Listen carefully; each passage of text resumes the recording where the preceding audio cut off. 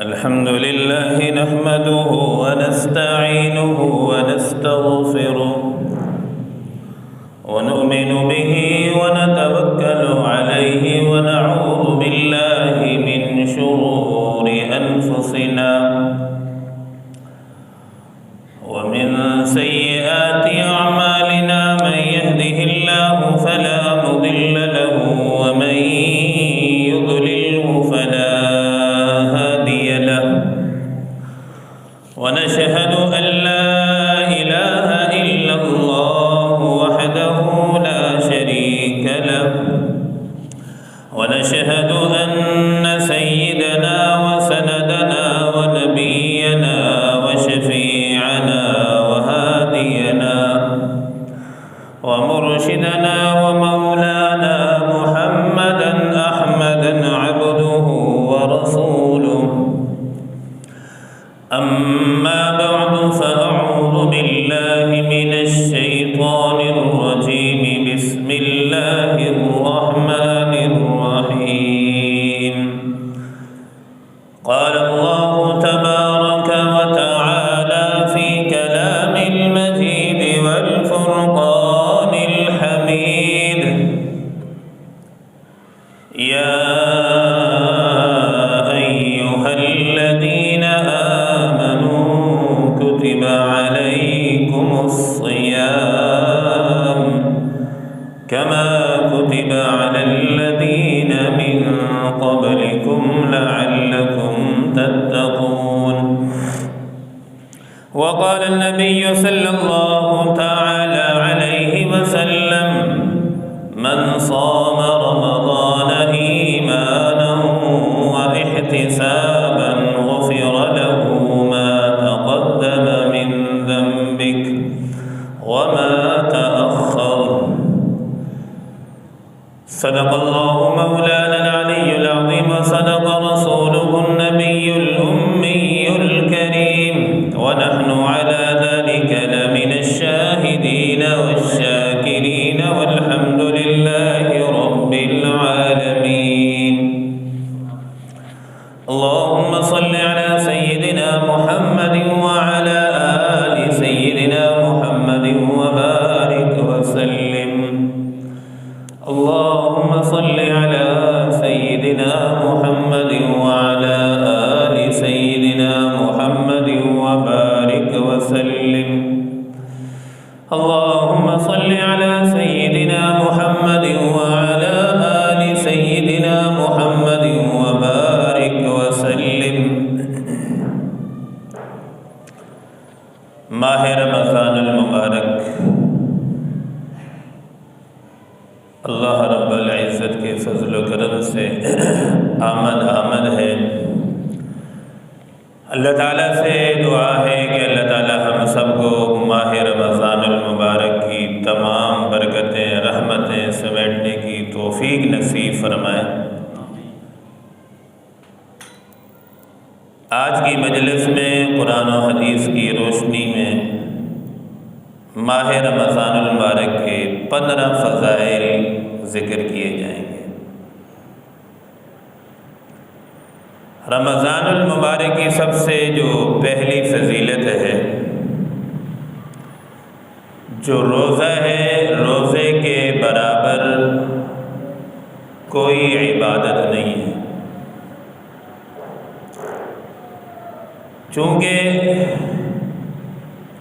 ہر عبادت میں ریاکاری ضرور آ سکتی ہے، لیکن روزہ ایسی عبادت ہے جس میں کوئی ریاکاری ذرہ برابر بھی نہیں آ سکتی۔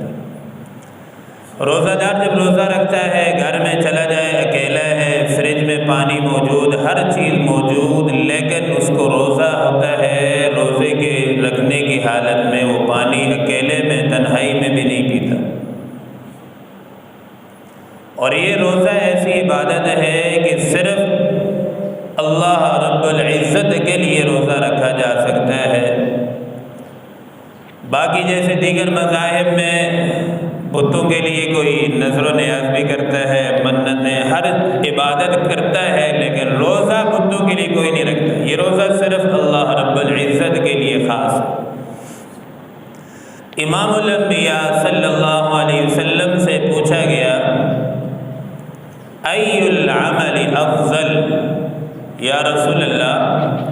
بہترین عمل کون سا ہے، بہترین عبادت کون سی ہے؟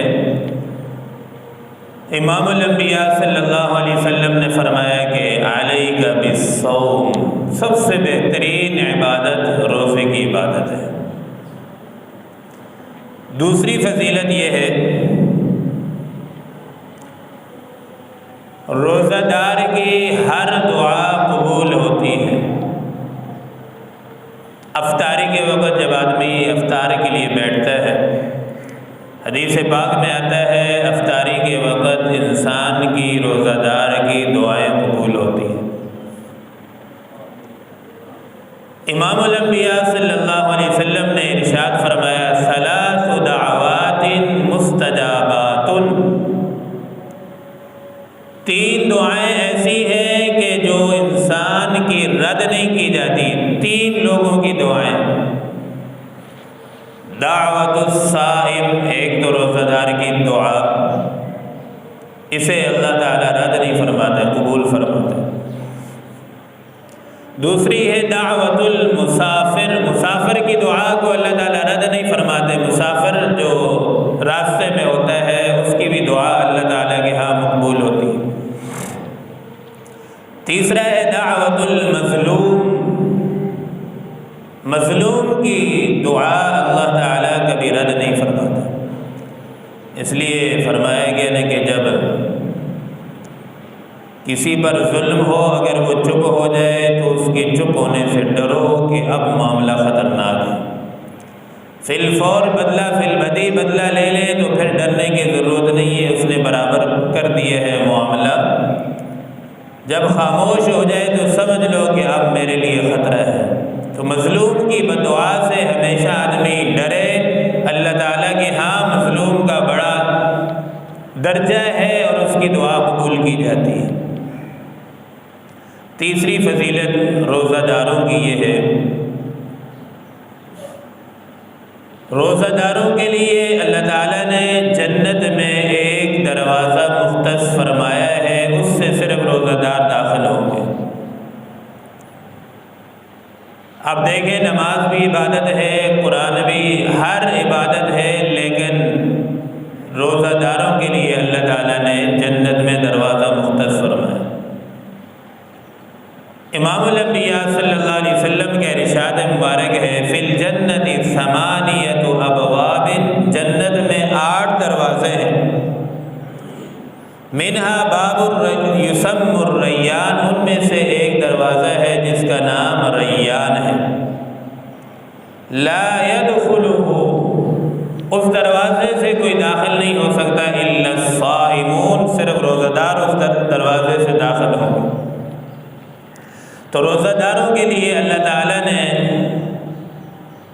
ایک دروازہ جنت کا مختص فرمایا، اس دروازے سے صرف روزہ دار ہی داخل ہو سکتے ہیں۔ چوتھی فضیلت حدیث مبارکہ میں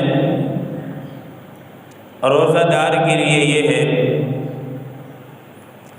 جو لوگ روزے رکھتے ہیں اللہ تعالیٰ روزوں کی برکت سے ان کے اگلے پچھلے گناہ معاف فرما دیتے اور ان کی بخشش کر دی جاتی ہے۔ اس لیے کہا جاتا ہے کہ رمضان المبارک کا مہینہ یہ بخشش، مغفرت اور رحمت کا مہینہ ہے۔ حدیث مبارکہ میں آتا ہے امام الانبیاء صلی اللہ علیہ وسلم نے ارشاد فرمایا من صام رمضان ایمانا و احتسابا غفر له ما تقدم من ذنبه، جو آدمی روزہ رکھتا ہے ایمان کی حالت میں، و احتسابا، اور اسے اللہ تعالیٰ سے امید بھی ہوتی ہے، ایمان بھی امید بھی ہو، غفر له ما تقدم من ذنبك، تو اللہ تعالیٰ اس کے اگلے پچھلے گناہوں کو معاف فرما دیتے۔ اب جو رمضان کا روزہ ہے، اگر آدمی بلا عذر ایک روزہ قضا کر دے، چھوڑ دے، تو حدیث مبارکہ میں آتا ہے اس کے علاوہ پوری زندگی روزے رکھتا رہے تو اسے وہ رمضان کے ایک روزے کا ثواب نہیں ملے گا، پوری زندگی روزے رکھتا رہے۔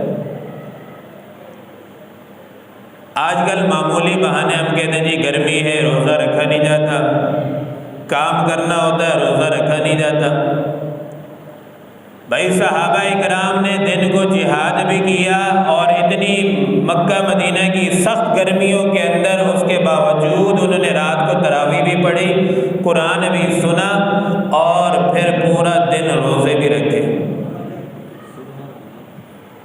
پورا دن جہاد اور سخت گرمیوں کے اندر اور روزے کی حالت میں روزے بھی پورے رکھے۔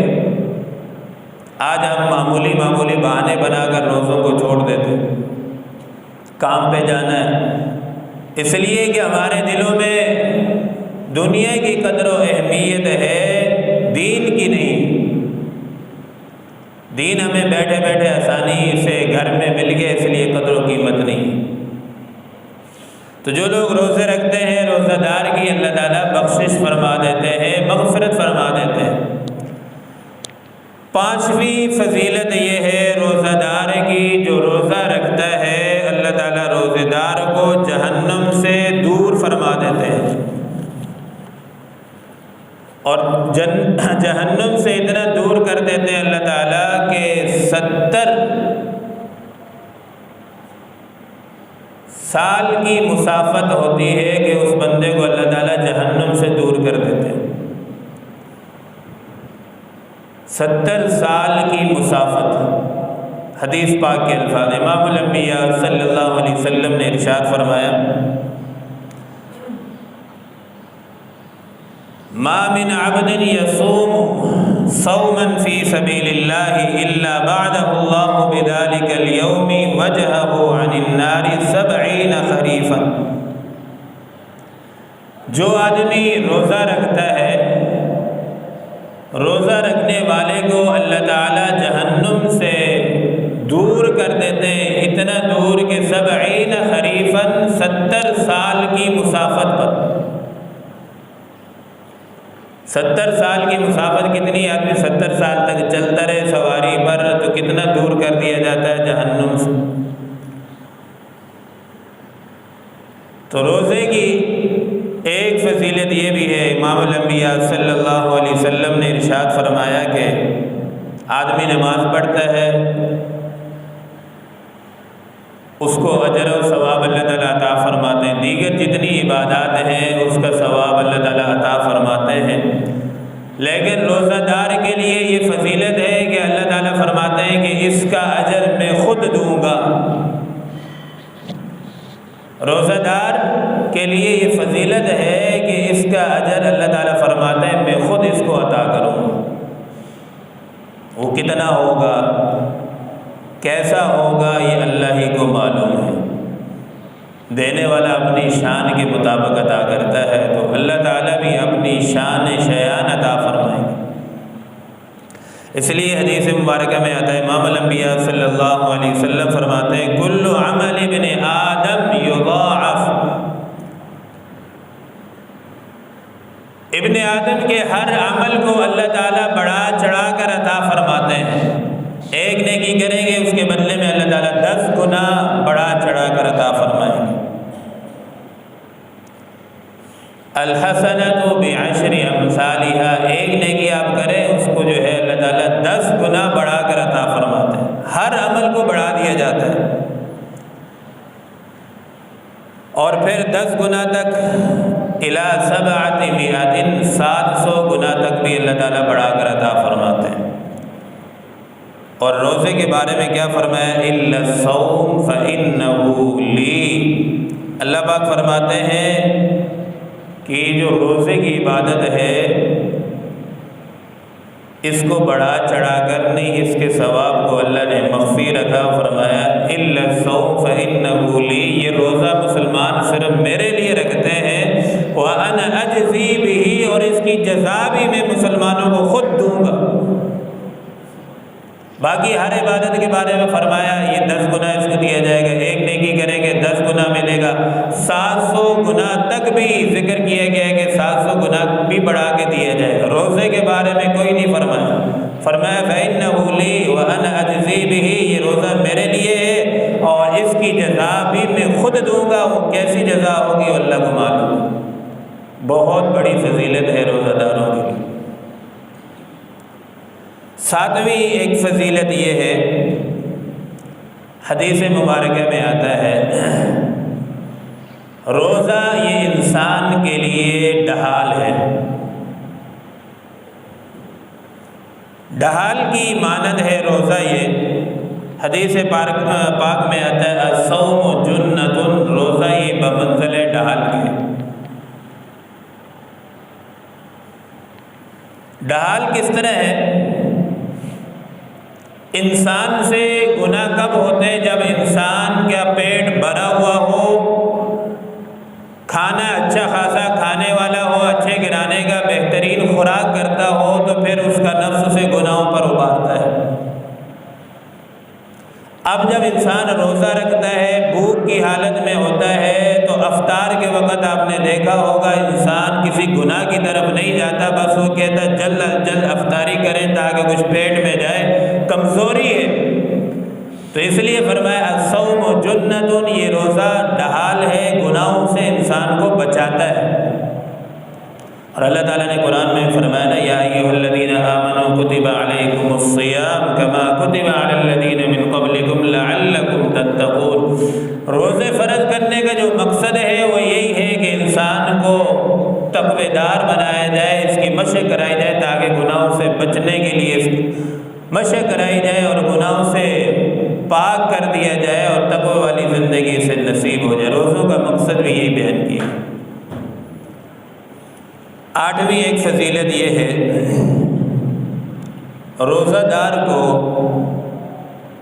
اللہ تعالیٰ دو خوشیاں نصیب فرمائیں گے، دونوں جہانوں کی خوشیاں اسے ملیں گی۔ حدیث پاک میں آتا ہے امام الانبیاء صلی اللہ علیہ وسلم نے فرمایا کہ للصائم فرحتان، روزہ دار کے لیے دو خوشیاں ہیں۔ ایک خوشی جیسے دنیا میں ملتی ہے فرحت عند فطرتہ، جب انسان روزہ افطار کرتا ہے، مشاہدے میں دیکھا ہوگا تو انسان کو بڑی خوشی ہوتی ہے۔ وفرحت عند لقاء ربہ، دوسری خوشی اسے تب ملے گی جب یہ اپنے رب سے ملاقات کرے گا۔ تو روزہ دار کو اللہ تعالیٰ دو خوشیاں عطا فرماتے ہیں، ایک تو افطار کے وقت، دوسری خوشی اسے جب اللہ تعالیٰ سے ملاقات ہوتی ہے تب عطا فرمائیں گے۔ آپ نے دیکھا ہوگا جب کوئی مریض یا کسی عذر کی وجہ سے کوئی روزہ نہیں رکھتا، جب باقی بیٹھ کے افطار کر رہے ہوتے تو غیر روزہ دار بڑا پریشان ہوتا ہے۔ روزہ دار بڑے خوش ہوتے ہیں کہ ہم نے پورا دن الحمدللہ روزہ رکھا، اللہ کا حکم مانا۔ کتنی خوشی انہیں ہوتی ہے، ان سے پوچھیں اگر کوئی کروڑوں روپے ان کو دے دے کہ یہ خوشی ہمیں دے دو، وہ کبھی نہیں دیں گے۔ اس خوشی کی دنیا میں کوئی قیمت نہیں ہے۔ نویں فضیلت ایک یہ ہے، روزہ دار کے منہ سے ایک بو نکلتی ہے معدہ خالی ہونے کی وجہ سے، اور وہ بو اللہ رب العزت کو مشک و عنبر کی خوشبو سے زیادہ پسندیدہ ہے۔ آپ نے دیکھا ہو غیر روزہ دار ہو جب پیٹ خالی ہو اس کے منہ سے بھی بو آتی ہے، لیکن وہ بو اللہ کو پسند نہیں ہے۔ یہ پسند اس لیے ہے کہ یہ معدہ خالی ہوتا ہے اور اللہ تعالیٰ روزے کی وجہ سے اس کی بو کو پسند فرماتا ہے، نفرت نہیں۔ حدیث مبارکہ میں آتا ہے امام الانبیاء صلی اللہ علیہ وسلم نے فرمایا لخلوف فم الصائم اطیب عند اللہ من ریح المسک، کہ اللہ تعالیٰ کو جو روزے دار کے منہ سے ایک بو نکلتی ہے وہ اللہ تعالیٰ کو مشک و عنبر سے زیادہ پسندیدہ ہے۔ آپ نے یہ دیکھا ہوگا جو آدمی گناہ گار ہوتا ہے، گناہوں کی وجہ سے اس کے چہرے پر وبال نظر آئے گا، گناہ کے اندر اللہ نے نفرت رکھی ہے، گناہ کے اندر انسان کو اللہ تعالیٰ جو ہے ایک بدبو پیدا کر دیتے ہیں کہ ہر چلنے والا انسان، نیک انسان اسے محسوس کر لیتا ہے۔ سیدنا صدیق اکبر رضی اللہ تعالیٰ عنہ جب چلتے تھے ان کے جسم سے نیکیوں کی ایک عجیب خوشبو مہکتی تھی، جہاں سے گزرتے تھے خوشبو ہی خوشبو مہکتی تھی۔ نیکی کے اندر اللہ تعالیٰ نے خوشبو رکھی ہے، گناہ کے اندر اللہ نے بو رکھی ہے۔ تو اس لیے جو آدمی نیکی کرتا ہے اس کے چہرے پر اللہ تعالیٰ ایک نور اور سرور عطا فرماتے ہیں جو ہر دیکھنے والا اپنی نظر نہیں اٹھاتا اور دیکھتا ہی رہتا ہے، اور یہ کہتا ہے کاش یہ بیٹھا رہے نیک آدمی میں سے چہرے کا دیدار کرتا رہے۔ تو نیکی کے اندر اللہ نے بڑا سرور بھی رکھا ہے اور نور بھی رکھا ہے۔ 10ویں فضیلت روزہ دار کی یہ ہے کہ انسان کے جسم جس طرح ہر چیز کی زکوٰۃ ہوتی ہے، لِكُلِّ شَيْءٍ زَكَاةٌ وَزَكَاةُ الْجَسَدِ الصَّوْمُ، روزہ جو انسان کے جسم کی زکوٰۃ ہے۔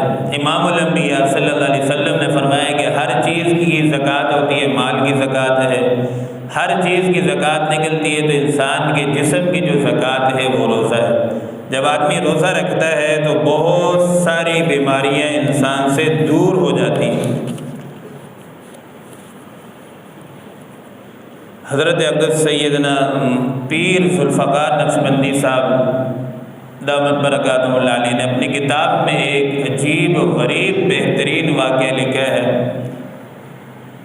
حضرت لکھتے ہیں اپنی کتاب میں کہ ان کی جماعت امریکہ میں گئی، مسلمان تھے اور دین کی نسبت سے گئی جماعت، تو روزے رمضان کا مہینہ تھا۔ تو کافر یہ سائنسدان جو ہے ہر چیز پر تحقیق کرتے ہیں، لیکن افسوس ہے اپنے دل پر کبھی تحقیق نہیں کرتے وہ۔ تو کافروں نے مسلمانوں سے پوچھا کہ آپ کچھ کھاؤ ہمارے ساتھ، مسلمانوں نے کہا نہیں بھائی ہمارا روزہ ہے۔ تو کافروں نے کہا یہ کتنا عرصہ روزہ رکھتے ہو؟ مسلمانوں نے کہا سال میں 1 مہینہ پورا روزہ رکھتے ہیں۔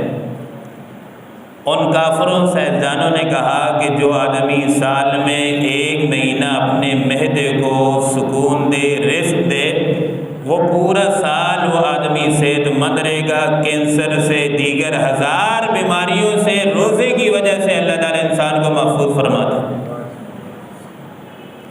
اور رمضان کا معنی ہی ہم نے غلط لے لی ہے، ہم کہتے ہیں رمضان کا معنی ہے کھاؤ دبا کے، بھائی شام افطاری کے وقت بیڑا آدمی غرق نہ کرے، معدے کو تھوڑا ریسٹ دے، جتنا ہم اس کو معدے کے کم بوجھ ڈالیں گے اتنا آدمی صحت مند رہے گا۔ اور ویسے کھانا بھی جو ہے 2 وقت کا ہے، صبح اور شام کے کھانے کا ذکر ہے حدیث پاک میں، کہ دوپہر کا تو ہمارا اپنا ایجاد کیا، اور جتنا کھانا ہم زیادہ کھاتے ہیں نا اتنی زیادہ بیماریاں بڑھتی ہیں۔ پہلے معدے میں کھانا پڑا ہوتا ہے، ہضم نہیں ہوتا، اوپر سے اور چلو بھائی پھر تو کام تمام ہوگا۔ پہلے کھانے کو تو ہضم ہونے دے، آدمی مشین تو لگی ہوئی نہیں ہے کہ آدمی منٹ میں ہضم ہوگا، چلو بھائی اور کھا لو۔ تو جتنا آدمی کم کھائے گا اتنا صحت مند رہے گا۔ صحابہ کرام کی زندگی میں یہی تھا کہ کم کھاتے تھے اور صحت مند رہتے تھے۔ جتنا کم کھائیں گے عبادت میں اتنی لذت محسوس کریں گے، اچھے طریقے سے عبادت ہوگی۔ ورنہ یہی ہوتا ہے جب افطار کر کے آتا ہے نا، اتنا کھایا ہوتا ہے، نماز جب ہو رہی ہوتی ہے نمازوں میں ادھر سے آوازیں آ رہی ہوتی ہیں، ڈکار کی، ایسا لگ رہا ہوتا ہے کہ کسی مارکیٹ میں گھوم رہے ہیں۔ تو اس لیے ہمیں چاہیے کہ اعتدال کے ساتھ کھائیں، کم کھائیں۔ 11ویں فضیلت روزے کی ایک یہ ہے، کل من عمل ابن آدم لہو الا الصیام انہ لی انا اجزی بہ۔ روزہ جو ہے یہ ریاکاری سے پاک عبادت ہے۔ نماز آپ پڑھتے ہیں اس میں بھی ریاکاری آ سکتی ہے، زکوٰۃ ہر عمل میں ہر عمل کے اندر ریاکاری پائی جا سکتی ہے، لیکن روزہ ایسی عبادت ہے جو ریاکاری سے پاک عبادت ہے، اور عبادت بھی وہی قبول ہوتی ہے جو ریاکاری سے پاک ہو، صرف اللہ رب العزت کے لیے کی جائے، وہی عبادت مقبول ہوتی ہے اللہ کے ہاں۔ اور 12ویں فضیلت یہ ہے، روزہ جو ہے عفت پاک دامنی کا حصول ہے۔ جب آدمی روزہ رکھتا ہے زنا سے محفوظ رہتا ہے، دیگر جتنے بے حیائی کے گناہ ہیں وہ ان سے بچا رہتا ہے، بھوک کی حالت میں انسان گناہ کی طرف کم جاتا ہے۔ تو یہ روزے کی وجہ سے انسان پاک دامنی بھی نصیب ہوتی ہے، تقویٰ بھی نصیب ہوتا ہے۔ 13ویں فضیلت روزے کی ایک یہ ہے، روزہ دار کے لیے اللہ رب العزت کے فرشتے دعا کرتے ہیں۔ حدیث مبارکہ میں آتا ہے وَتَسْتَغْفِرُ لَهُمُ الْمَلَائِكَةُ حَتَّى تُفْطِرُ، یہ فرشتے ملائکہ روزہ دار کے لیے دعا کرتے ہیں یہاں تک کہ روزہ دار افطار کر لے۔ آج ہم کسی بڑے بزرگ کو دیکھتے ہیں فوراً دعا کے لیے پہنچ جاتے ہیں کہ ہمارے لیے دعا کرنا، کسی ولی کو، کسی پیر کو دیکھتے ہیں دعا کے لیے فوراً کہتے ہیں۔ فرشتے تو وہ ہیں جن کی دعا اللہ کے ہاں مقبول ہوتی ہے، فرشتے گناہوں سے پاک معصوم ہیں اور اللہ کے نور سے بنے ہوئے، اور ان کی دعا روزہ دار کے لیے فوراً اللہ تعالیٰ قبول فرماتے ہیں۔ اور ایک 14ویں فضیلت یہ ہے، حدیث پاک میں آتا ہے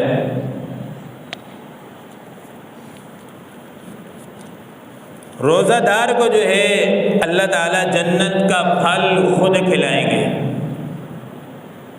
روزہ دار کو اللہ تعالیٰ جنت کے پھل خود کھلائیں گے۔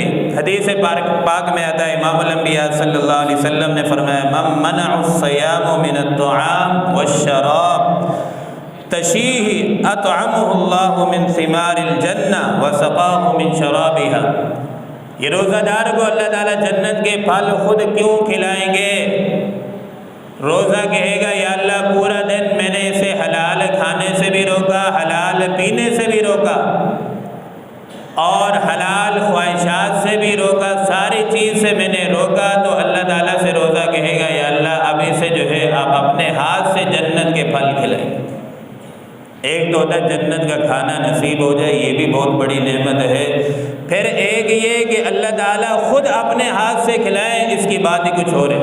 اس مثال کو آپ یوں سمجھے، بات ذہن میں بیٹھے گی، دنیا میں ہمیں کوئی بڑا آدمی، کوئی بڑا پیر و مرشد ولی کامل ہمیں ایک لقمہ کھلا دے تو ہم کہتے ہیں وہ پیر صاحب نے مجھے اپنے ہاتھ سے کھانا کھلایا۔ دنیا دار کے لیے D S P, S S P اور صدر وزیر اعظم بڑا کھلاتا ہے۔ دنیا دار کو اگر وزیر اعظم ایک لقمہ کھلا دے تو ہر جگہ ناچ کے کہتا ہے خوش ہو گئے مجھے وزیر اعظم نے ایک لقمہ کھلایا۔ اور بھائی روزہ داروں کو اللہ تعالیٰ اپنے ہاتھ سے جنت کا پھل کھلائیں گے، بتاؤ کتنی بڑی فضیلت ہو۔ اللہ پاک ہم سب کو یہ فضیلت نصیب فرمائے۔ 15ویں فضیلت اور آخری فضیلت، بات کو سمیٹ رہا ہوں، وقت پورا ہو گیا۔ حدیث مبارکہ میں آتا ہے روزہ اور قرآن مجید یہ دونوں سفارشی بنیں گے بندے کے لیے۔ حدیث پاک میں آتا ہے الصیام والقرآن یشفعان للعبد، روزہ اور یہ قرآن دونوں سفارشی بنیں گے اپنے بندے کے لیے۔ روزہ کہے گا یقول الصوم یا اللہ اے ربی انی منعتہ الطعام والشہوات، روزہ کہے گا یا اللہ میں نے اسے روکا، کھانے سے پینے سے ہر چیز سے روکے رکھا۔ فشفعنی، یا اللہ اب میری سفارش اس کے حق میں قبول فرما۔ روزہ ایسا ہے، حدیث پاک میں آتا ہے کہ ایسا سفارشی ہے جس کی سفارش اللہ کے ہاں قبول کی جائے گی۔ وَيَقُولُ القرآن، اور قرآن یہ ہے کہ یہ کہے گا یا اللہ انی منعتہ، میں نے اسے روکے رکھا، النوم باللیل، رات کو سونے سے، تراویح میں اس نے اٹھ کے قرآن سنتا رہا، پڑھتا رہا، تہجد میں پڑھتا رہا۔ فشفعنی، یا اللہ میری شفاعت بھی اس کے حق میں قبول فرما۔ تو روزہ اور یہ قرآن دونوں انسان کے لیے سفارشی بنیں گے۔ اور تراویح کے اندر قرآن سنا جاتا ہے۔ بہت سارے لوگ یہ غلطیاں کرتے ہیں جی، جب امام تراویح پڑھا رہا ہوتا ہے تو وہ پیچھے بیٹھ جاتے ہیں، اپنی گپ شپ میں مصروف ہو جاتے ہیں۔ یاد رکھیں جب قرآن چاہے موبائل میں لگا ہو، کہیں بھی پڑھا جا رہا ہو، آپ باتیں کریں، یہ سخت کبیرہ گناہ ہے۔ اور پھر آپ کا قرآن یوں پورا نہیں ہوگا، پورا قرآن اس کا ہوتا ہے جو نماز میں کھڑا ہو کے پورا قرآن سنے تو تراویح میں پھر پورا قرآن ہوگا۔ یہ نہیں آپ آخر میں گپ شپ لگائیں، جب امام دوسری رکعت میں یا پہلی میں سجدے رکوع میں گئے پھر آپ کھڑے ہو جائیں، آپ کا قرآن اس طرح پورا نہیں ہوگا۔ پورا قرآن تب ہوگا جب آپ کھڑے ہو کے پورا قرآن سنیں۔